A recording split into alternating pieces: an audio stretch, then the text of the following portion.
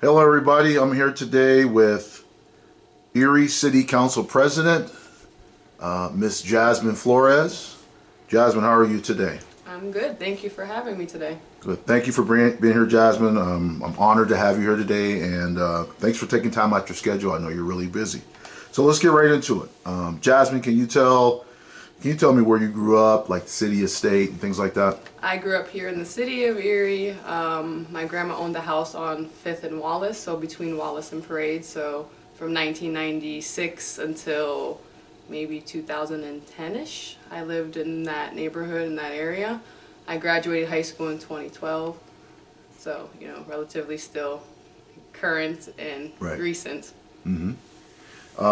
So tell me about your family growing up. Did you grow up with both your parents, your siblings? Can you tell me about siblings, things like that? I'm the oldest of 13, but it's a very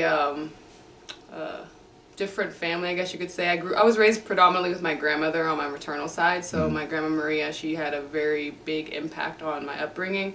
And being the oldest, you realize you have a lot of responsibility for your siblings. And maybe at a young age that was a lot of stress. So I enjoyed being with my grandma. I enjoyed spending time with her and, being with her. My dad and his wife have 4 additional kids outside of me and my brother Louis. Okay. So me and my brother Louis have the same mom and same dad. But we're a Hispanic family. My dad's Mexican and my mom's Puerto Rican. So depending on how Americanized your family is, I always say that plays a big role on how you're being raised. Okay. So we were really sheltered. My dad came over here in the 80s when they were giving out like work visas. So he was still predominantly, you go to work, you provide for your family, and that's the way of the American dream. And so, hard work pays off is something that he always, installed in us. And he said education is important. So when you have a man telling you that, you believe that. But then with my grandmother's family, they're Puerto Rican, so it's a different dynamic because Puerto Ricans have citizenship. Okay. They're automatically American. Right. So they have this, like, they're owed something. So in that family dynamic, I always had a lot of, like, you're just going to drop out of high school, you're just going to get pregnant. So it wasn't, like, a lot of support. But that just drove me to prove people wrong. And I think that might be a different type of mindset for young people to have. But for me, it just, it just drove me. It just made me want to say, okay, this is what you believe, and that's fine, but this is what I'm going to show you. Right.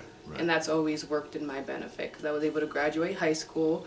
I'll be 31 on Tuesday, the 23rd of April, and I have no kids.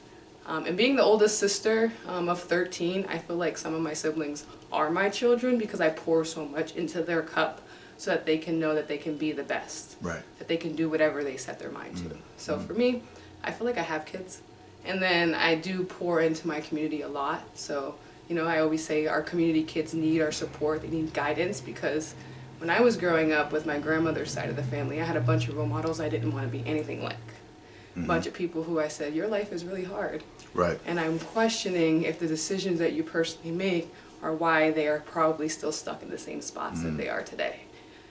So seeing those two different dynamics and seeing how hard my dad worked and how much he believed in the American dream really just made me know that it's what you put into it. And that has always driven me to work hard and provide for myself. Being the oldest, you're proud. Even if you're not a man, you're proud. Right. So asking your parents for help is something that you really don't want to do. But making them proud is something that you do want to do. You want to make it, definitely. Yes. So. Definitely.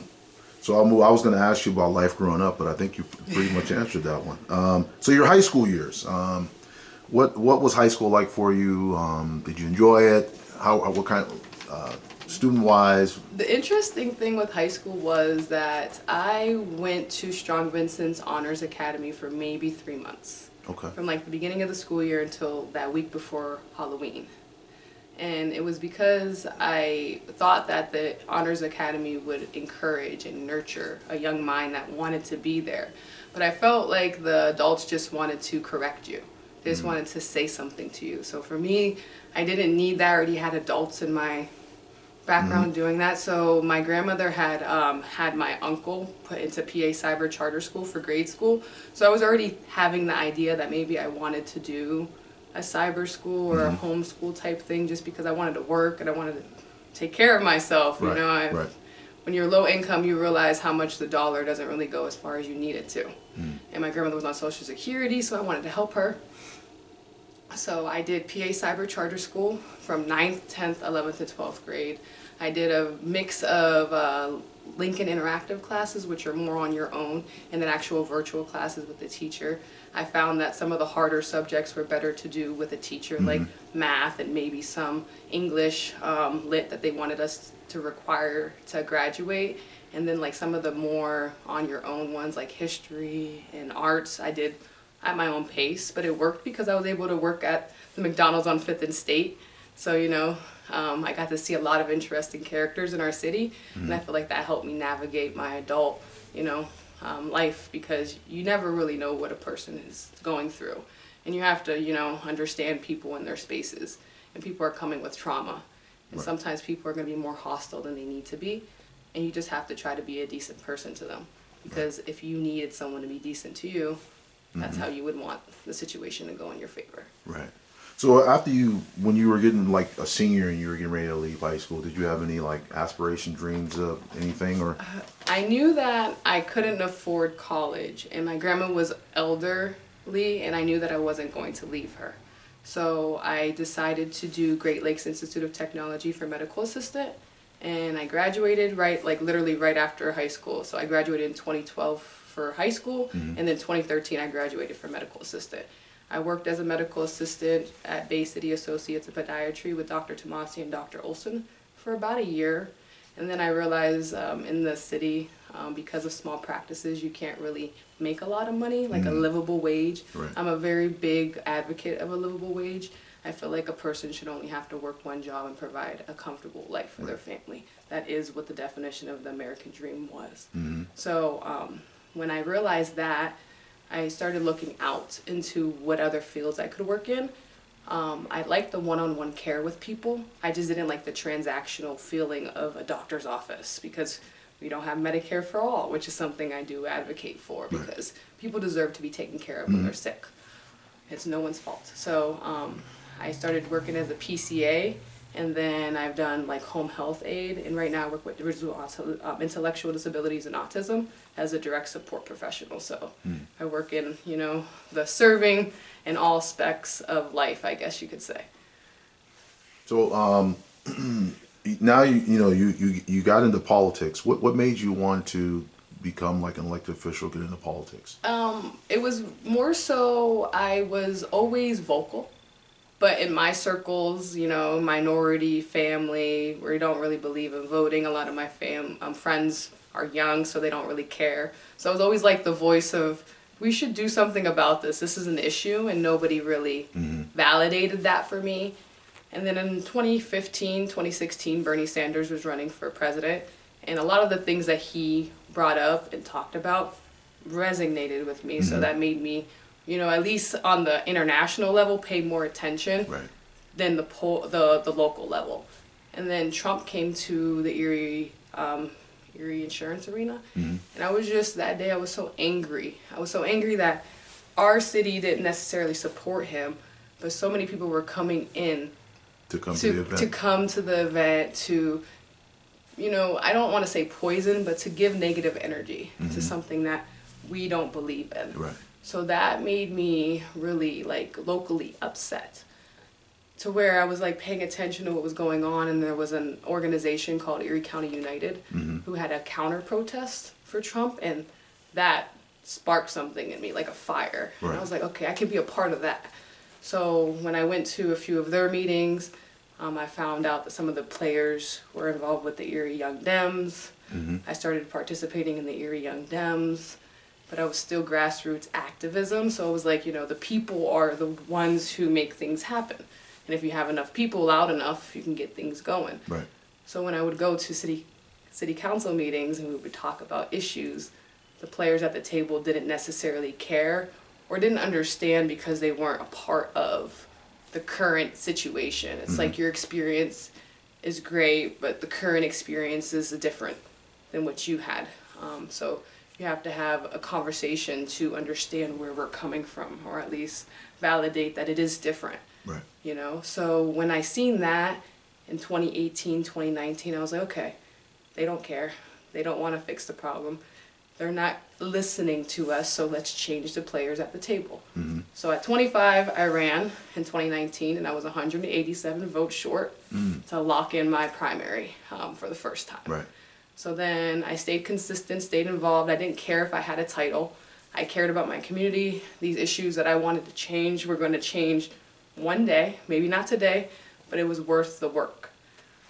The pandemic happened, and then everybody kind of like simmered out. I don't want to say they went away, but they kind of weren't as visible. I stayed consistent. I stayed visible. My messaging was still very clear on what I cared about. And then when the 2020 came and there was going to be seats coming up in the 2021 election, I was, I think, the 4th highest vote getter in the primary, which was really satisfying to see because the consistency is in the numbers. I'm a numbers person, and Erie's local politic game has gone down over the last 20 years, so the numbers aren't where they should be, but it's nice to see the growth every year since I've been involved, and that's all I tell people is that we just need to move it in the right direction. Right. So I got involved because people weren't listening. So you were elected. You actually, like you say, you ran again and you got elected. Congratulations. Thank you. What have you actually learned? Like, what are some things you've learned since you've been actually in the seat now? Well, things that I've learned is that as a third-class city, we have our own rule book that we have to follow, and you can't really go out of the rule book. And we have solicitors who are always telling us if we can and can't, which is great because it keeps us out of being sued or having legal problems. Yes. You need 4 members of council to get anything to move. So you have to have relationships among your colleagues to be able to say, hey, I support this. I would appreciate if you could look into this and see what you could support on it and then move things in the right direction. I've successfully been able to get, one of my first orders of business was getting a pay increase for city council members. I'm somebody who believes in the value of your hour, the value of a dollar. Time is not free. Once it's gone, you're never going to get it back. Right. And the salaries hadn't been increased in over 40 years.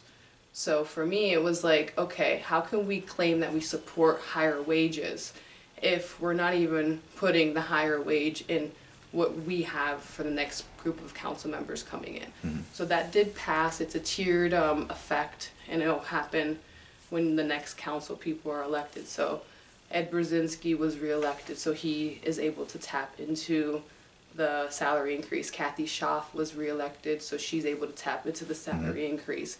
But you have to serve one term at what the current $6,000 a year tier is, and then after that you'll get the increases of $2,000, I believe, every year until you tap out at 12, I believe it is. I don't have access to it, so I don't pay too much attention because I don't really do this for the money. I do this because it's needed, and if you don't have the right people doing the job, you can get some really not so good people making decisions for the whole who might not care so much. And I generally do care about my community, so I'd rather just get the work done. Right. So you served, this is now what, your 3rd year? This is my 3rd year. Okay, so you served a couple years as a city councilwoman person, and then you got elected to, you became Erie's first Latina city council president. Congratulations. Thank you. Is that important to you? Is that something that means a lot? I mean, it's important for the aspect is it's 2024 and I'm the first. So that gives me hope that I won't be the last. It's opening doors for younger women to say, hey, I see myself in her so I can be in that role one day. As a young person, I didn't see myself in a lot of my leaders because they were all older white men. And, you know, sometimes I would see an African-American man in leadership, but it wasn't the same because it was very scarce. Right. So, you know, when I would go and see African-American women as teachers or as librarians, it was always impactful because I was like, whoa, so this is something that we can do. And as I got older, you see it more and more that there's not a lot of space, but it's because we're not taking up space. So I'm an advocate for, you know, if you're not comfortable, that's fine because they're probably not comfortable either. Right. And we deserve to be in all spaces and all rooms that decisions are being made in, because our community matters and we have value as well. So for me, it's just, you know, opening the doors for more people to come through. Right. So, what are some of the issues that are near and dear to your heart, like that get you going, you're passionate about? A lot of the issues that get me going are more higher level politics. Like, I care about Medicare for all. I care about a livable wage. I care about, you know, housing security. I care about access for the most vulnerable communities to be able to know that things are available to them. So, you know, language barriers are important. You know, I grew up being an interpreter for my father because he was so embarrassed with how broken up his English was. And if that's something that I experienced from me growing up, I wonder how many other first generation American citizens are experiencing that from their family, depending on where they're migrated from. So, you know, like, immigration is important to me. I'm not saying that we should give everybody citizenship, but I'm saying that if people want to come here to work, they should have that open door to be able to do that, because immigrants and new Americans make our community so vibrant and so beautiful, and they contribute so much. And I feel like sometimes the bad can take away from all the good that they do. And, you know, we hear about the hypervigilance of the crime and about the bad things that happen. We don't know about all the new businesses that are being opened, all the new homeowners that are buying homes in our community, all the volunteer work that they do. Because I see a lot of new Americans, a lot of immigrants who are in our community who are doing great work, and we should shine light on that as well. Right. Anything that surprises you about being involved with politics since you got involved? Like things that you maybe you thought like about politics, but then now that you're actually involved with it, anything that surprises you? I mean, it definitely it didn't surprise me. Like, I knew that personal relationships play a big role, and like, because of how long some people have been in certain, you know, spheres, they have a lot of deep rooted relationships. So sometimes it can be discouraging for a newcomer, and it's always been welcoming for me, just because I'm always willing to learn. I don't ever take criticism or critique as a bad thing, because I don't know everything. I'm never going to pretend like I do. There's people who've gone to lots of schooling to be able to do what I'm doing now, and they still can't do it. And I always get asked, what school did I go to? Who taught me how to publicly speak? And I'm always shocked, because I went to the Erie School District. I was homeschooled for high school. I'm self-taught because I didn't have money to go to college. So for me, it's just surprising that with people who have all the education and they might have some connections, they might not be able to do it. And it's because I think they're not as authentic, they're not as genuine. In the community, especially in Erie, they know when someone wants something. So for me, I've been able to generally build relationships without asking for anything, just showing up and being a part of whatever it is that's going on, because as a Latin woman, I'm always on high alert when I see people coming and doing new things with my community, because it's like, what do you want? Why are you here? So it's like, if I'm thinking that way, other communities think that way more than likely as well. So I've always just tried to be genuine and tried to just build relationships, because that's what it comes down to. If there's issues that are going on, unless the community is in support or against it, it might not work and it might not go. Right. So relationships are important, and some relationships are really deep rooted. So I've learned a lot about that. Right, right. So do you have any message there's a person right now that's thinking about running for office. They've never done it before. They have that same passion you had like before, which you still have, obviously. What do you say to them? I say do it. If you want to do it, you have to do it for you. You can't do it because someone's telling you to do it, and you can't do it because someone's encouraging you to do it. It's exhausting when you're running and working a full-time job. You're going to be picking up a lot of fast food dinner. You have to take care of yourself, and you generally just have to know your community and what your messaging is. And if you're not genuine, you'll be called on it. You get a lot of people who tolerate people in higher office. When I walk into a room, I'm generally you know, happy and greeted and hugged, and people want to see and spend time with me, so that makes me feel good when I'm in spaces. So I think that if you generally want to represent your community and it's something that you're really thinking about, just do it. When I ran in 2019, the first time, I was told that 2 Latin women couldn't run for city council because there was another woman, Vanessa Belin, who was running at that time as well. And we were there getting our petition signed.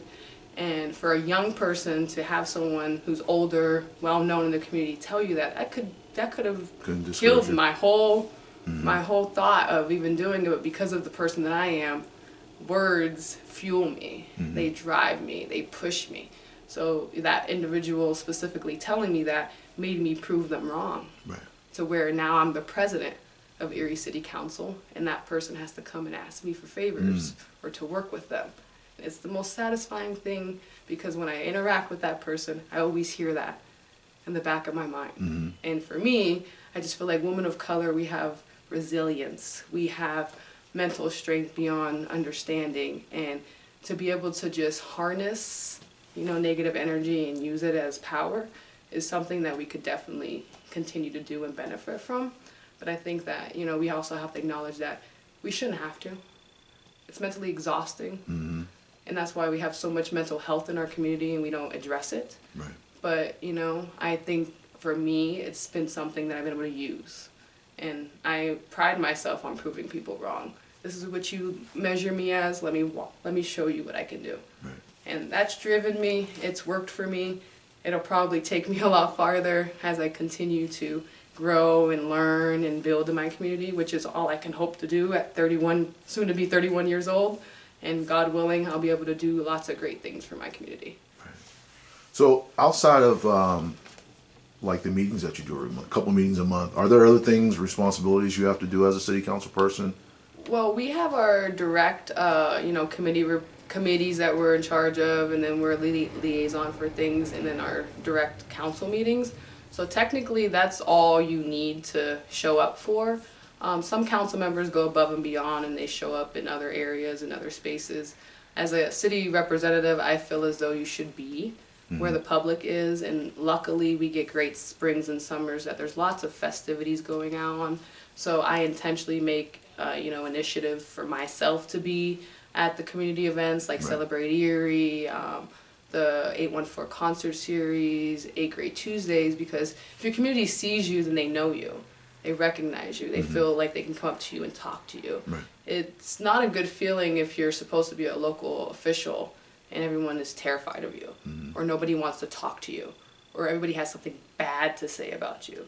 Probably not going to represent the community very long. Right. So, you know, some people do show up at anything that they have time for, and I love that because I try to show up as well.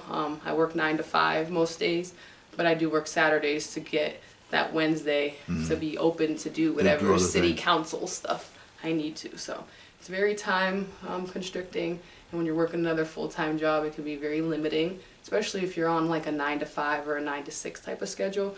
At 6 o'clock, you're pooped. You just want to be done. And sometimes we have study sessions, sometimes we have our evening council meetings, so it can be exhausting. But as long as you know why you're doing this work, it'll help you. I mean, I sleep very good at night. I don't have any regret in any of the decisions I've made. I've helped support quite a few great things, like a housing ordinance, you know, giving domestic violence people the right to have their locks changed within 24 hours and protection. All of the legal protections came from the state and federal level, but we just codified it and brought it down so that we could understand it in our terms. So, you know, and that's what it comes down to, just having the support on council to get good things going and making sure we can legally do it. As you know, as a third-class city, we're kind of limited in the fact that we're in debt. We're really limited, and we would love to support additional social programs, but we don't have the money for it. So it's kind of like the community is always asking, what is our taxes going for? What are we paying? Paying for salaries. Right. I mean, I hate to admit it to you, but that's what our city has Paying people to work prioritized. You know, our city hall employees, our police officers, our fire, like our public works, like we're paying for them every year. We have to figure out how to balance the budget to pay the salaries. Right. And if we have extra money like ARP, which luckily we got that while we were on while I was on council, we can do some good stuff, which has been happening over the last couple of years. But it's exhausting, but it's worth it. So everybody, we're here today once again with Erie City Council President, the first Latina ever in that role, Miss Jasmine Flores. We'd like to thank her for her time today and out of her busy schedule. I'm sure she's got plenty of events and things to go to today. Jasmine, before we wrap, is there anything else you want to share and say to the community, to the world, before we wrap up today? Just that everyone has value, and if you have passion and a vision for your community, then maybe you should step forward and start voicing those things, getting connection with the people who you think could help you, because it's not a shame to ask for help. When I started this work, I didn't have any friends, and I was willing to build friendships and relationships with people by showing up for them. So for me, just show up for your community, show up for the people who you want in your circle, and you can go pretty far in the city of Erie because we're so small. Thank you. Once again, Jasmine Flores, everybody. Thank you so much. Thank you.